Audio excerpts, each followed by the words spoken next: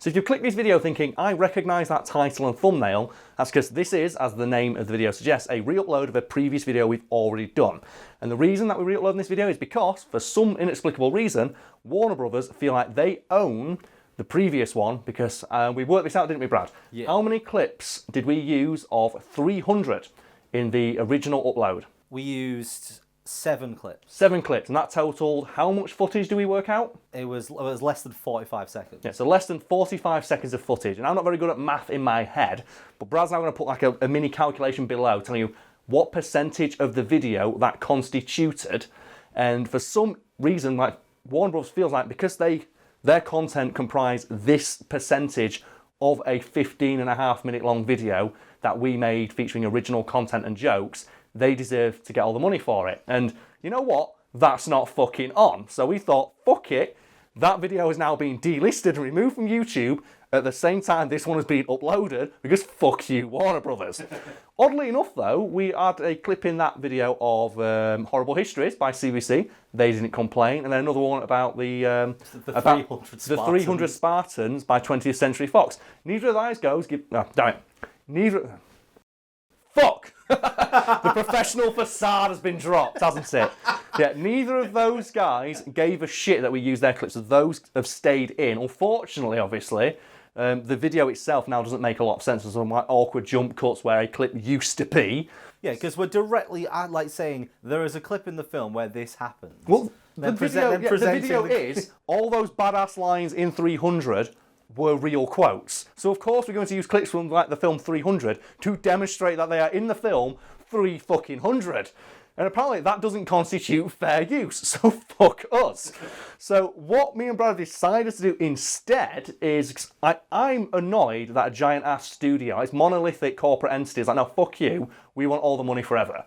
Like, if it had been like, we want, like, you know, a percentage of the earnings this video makes, like, you know, say, what was, like, whatever percentage we worked out their actual content comprised of. Maybe if they said, we want this percentage of the earnings, that's fine. They get it all, don't they? And the thing is, it's not even all their clips we do, because the BBC should realistically be, like, coming after us, and so should 20th Century Fox. Don't do that, please.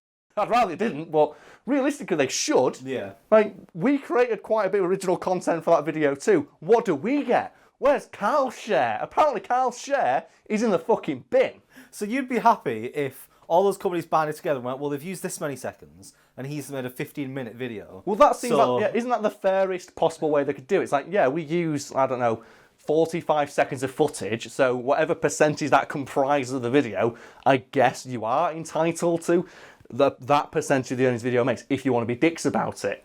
But no, like, Warner Bros. Wants to be big dicks about it and take all the money. And now they don't get any of it, because now we're not using any of their clips. So what Brad's done instead is we sat down, we thought, how about, in the place where those clips used to be, we just put some nice facts about Gerard Butler. Gerard Butler's a pretty cool dude, and I bet, you know what, I bet Gerard Butler wouldn't sue us. I bet Gerard Butler wouldn't say, come on lads, you're using like footage of a film I was in, and you're profiting from it. That's not on. I want all the money for that 45 seconds I'm in your video. Gerard Butler seems like a cool dude. So what it's going to be is lots of facts about Gerard Butler instead of clips from 300. Because that's like, you know, that's better, and then we get to keep the money. And 300 does it. And also, and that's what it's all about. Also as well, Brad's going to put a link in the description below so you can go buy 300 on DVD used on Amazon or eBay. So if you want to watch 300, you can without Warner Brothers making any money. Because you know what? I'm that level of petty. We apologise if you were hoping to see like a new video today. It's not. That's why we've uploaded it on a day where we don't want to upload videos, because this is just a bonus. We just didn't feel right sitting around thinking, how many views did the video have when it was flagged by Warner Brothers? I think it was between like 150 and 200,000. And how many did it have when you removed? Like roughly, we know because it's going up later this week. It's over 400,000. Yeah, so they got 200,000 views, and I don't know what that translates to because I don't exactly know what the analytics say per like video. That's money that should be ours realistically. I'd argue we made the fucking video and we're not getting it. So fuck it. Why not we just re-upload it and then? However many people want to watch this video and have sat through it this long, here's the video again with some facts about Gerard Butler in it, which is like, you know, objectively better because Warner Brothers don't make any money from it. And they keep making shit fucking superhero movies, so fuck them as well. Karl, why are you wearing a shirt and a blazer? I don't know, I just woke up in a good mood today. Thought I'd like, you know, try and class it up a bit for the video. Yeah, we're not that kind of channel. Oh, okay. The film 300 took more creative liberties with history than the director's cut of Braveheart, where Mel Gibson punches out King John wearing a mirrored tuxedo. With this in mind, you probably assume that a lot of those cheesy one-liners growled by Gerard Butler were the invention of some hack Hollywood writer. In reality, they were lines directly lifted from history, which in some cases were actually made less badass in the final product we got to see. So give me an example of a line taken directly from history. One of the most iconic and famous is the line uttered by King Leonidas in response to King Xerxes asking him to lay down his weapons.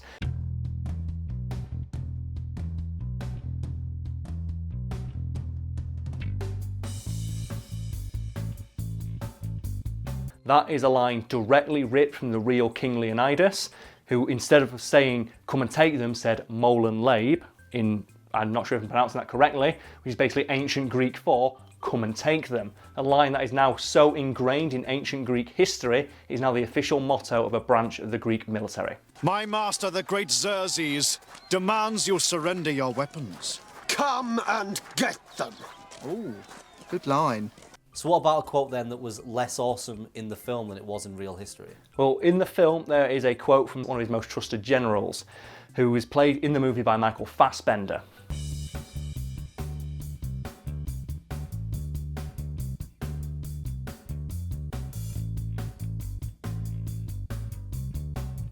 In real life, it was uttered by Dionysius in response to information given to him by one of his own men. The Persian army is so massive that their archers will fire so many arrows that it will literally blot out the sun. And Dionysius' response was to thank that soldier for the good news. He said, oh wow, this is great. I can't wait to tell my men that today, instead of fighting in the hot sun, we get to fight in the shade.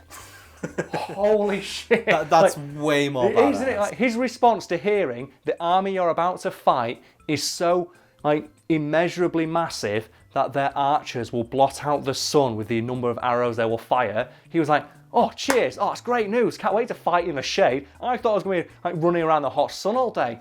Can't wait for those arrows to blot out the sun. It's going to be great to fight without the hot sun on my back. I can kill way more Persians then. Just going to individually shake every dead Persian archer's hand. Thanks man, oh man. Like you guys, you were the real MVPs for today. In the film, that quote's pretty badass. In real life, it's amazing that the guy, his first response to hearing there are so many archers they will blot out sun, he's like, oh, I was really not looking forward to this battle. I didn't want to fight with the hot sun on my back. That's great news. The men are going to be so happy to hear about this. So go on, give us another one. Another one is the line uttered by Queen Gorgo in the movie, played by Leonidas, where she tells that Persian messenger, who asks her, what gives you the right to speak amongst men?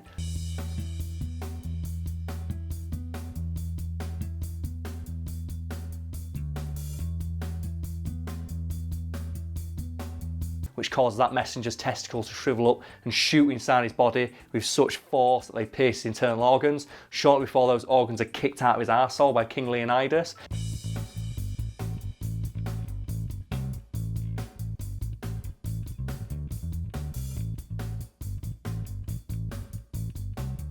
But how was the real Queen Gorgo's line better than that one? Well, for starters, it wasn't a line spat in response to an abrasive Persian messenger. It was a direct and honest answer to a question asked by a woman in the city of Attica. So what did this woman say to Queen Gorgo? Well, the story goes that while Queen Gorgo was in Attica, a lady on the street approached her and asked her, honestly, why is it that Spartan women seem to be treated as equals, whereas women in the rest of the known world are treated like second-class citizens? And Queen Gorgo's quote was the exact same one seen in the film, because women are the ones who give birth to men. And it wasn't supposed to be just withering one-liner designed to make that guy's balls leap up inside his body. It was a simple statement of fact that women gave birth to men, and hence they were the ones who had all the power. Men are born from women, women have all the power in this relationship. Don't let anyone tell you otherwise. Which, to borrow modern vernacular, is woke as fuck for someone from 2,000 years ago. So were Spartan women really treated much better than other women in ancient Greece? Comparatively, yes. They were educated, which is rare for women in the ancient world anyway, and they were also seen as being roughly equal with the men in their lives. I vote Spartan. I vote Athenian. I vote Spartan. I don't get a vote. And I think something that encapsulates that idea best is the fact that in ancient Sparta, there was only two things you could do to earn the right to have a headstone. So you could earn the right to have the honour of being remembered after death, and that was get killed in battle or die during childbirth. Those two feats were seen by ancient Spartans as being equally as impressive. You died bringing new life into this world. That is worthy of remembrance and respect. You also died trying to protect our way of life. That is worthy of remembrance and respect. You died because you slipped on horse shit and broke your neck. Fuck you, you die without a tombstone. That's the Spartan way. There do seem to be a lot of badass one-liners that came out of Sparta. There does appear to be a disproportionate amount compared to like other societies in the ancient world, and that's because ancient Spartan society immensely valued the ability to just shit talk people. The great king admires the valor of you and your men. Thank him. And tell him we will learn even more of his admiration today. What do you mean they valued shit-talking? Well, what we call shit talking, the Spartans called Laconic phrase, which basically translates to a short, witty, concise answer to a question. And Spartans seem to be masters of Laconic phrase because they raised children literally from birth to only give the most smart-ass response to any question asked of them, and they'd be beaten by the people training them and teaching them if an answer they gave to a question wasn't seen as being smart-ass or witty enough. So basically, by the time they reached adulthood, all Spartans were just masters of just the withering one-liner.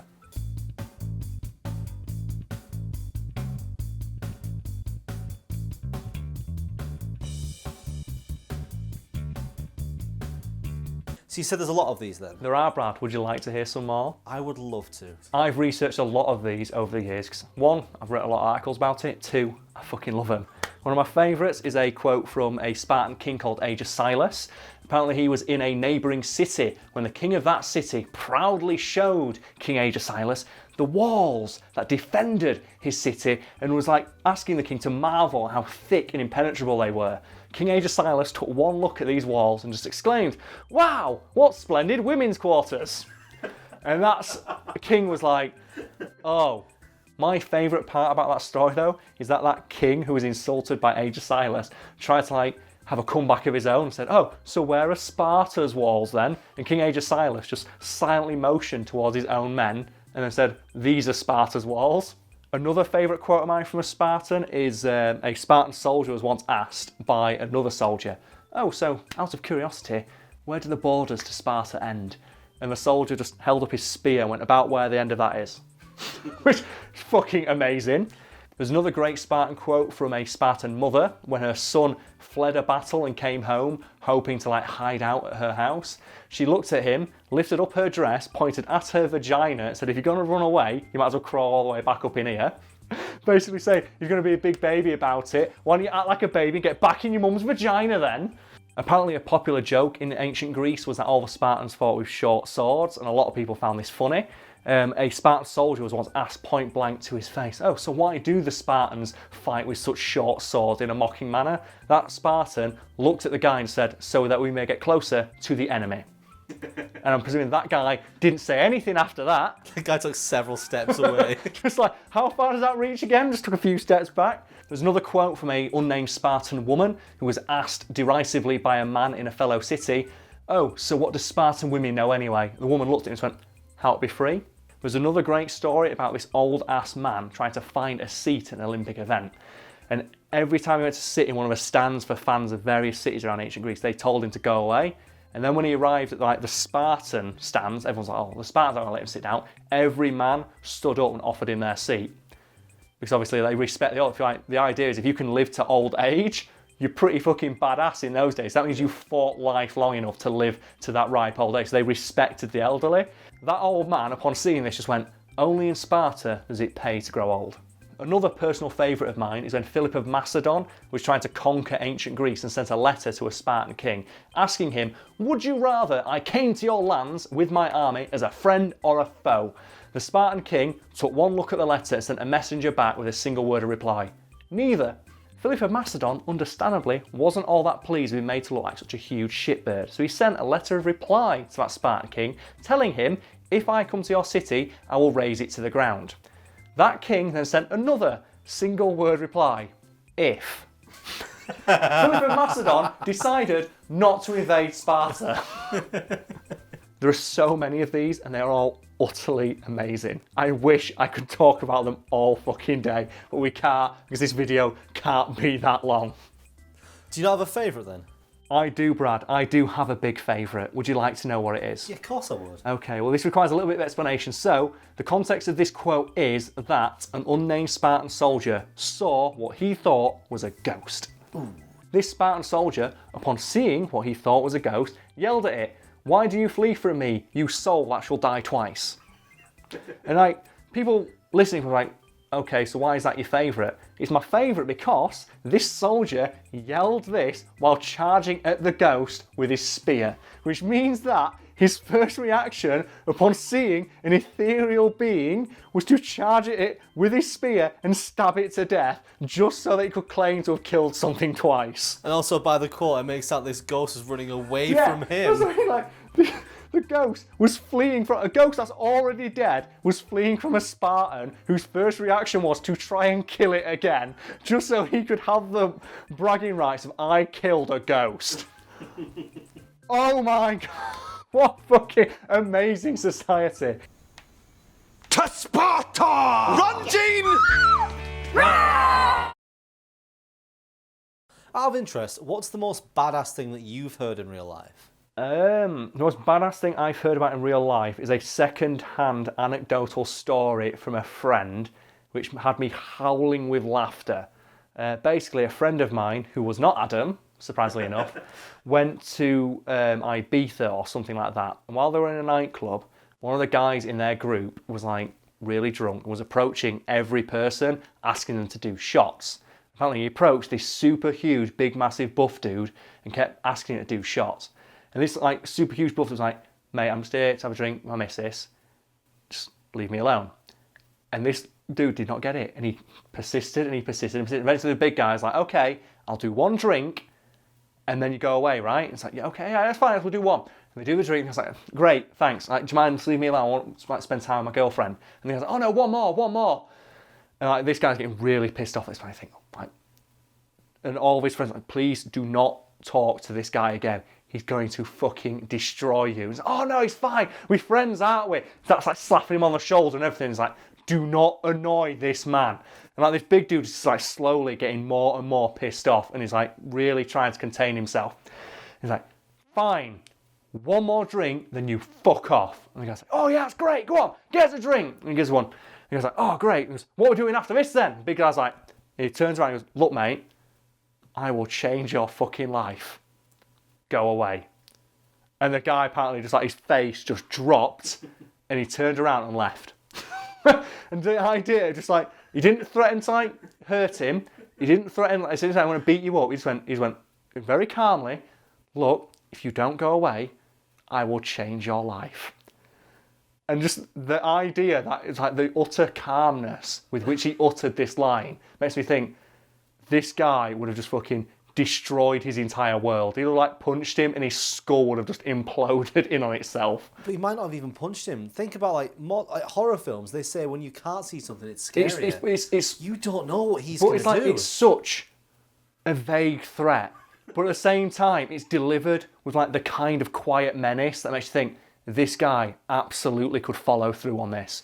And the fact he says it so calmly instead of getting really aggressive about it makes you think, yeah, like someone that calm and in control of their emotions is probably a person who could absolutely destroy you in a physical confrontation, and that's why he's being so calm about it, because he knows that if it ever came to it, he'd just break you in half.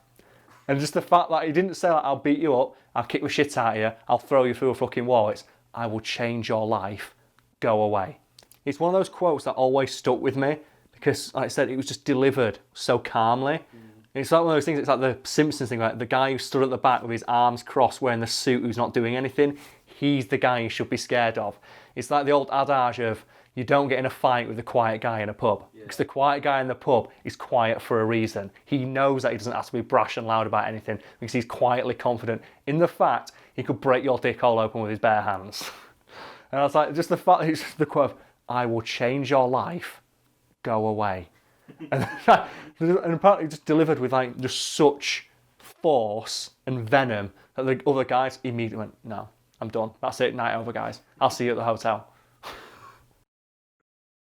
So if you've just sat through that entire video, again, with all the bonus facts about Gerard Butler Brad put in, you're thinking to yourself, would Karl have done like something stupid at the end of the video? The answer is yes. And that stupid thing is this thing, acknowledging the fact that we would do a stupid thing, but we couldn't think of one. But thank you very much for watching the video anyway. I appreciate it. Also, fuck Warner Brothers. So we're not going to do anything else? I could find something in the room for you to like play with.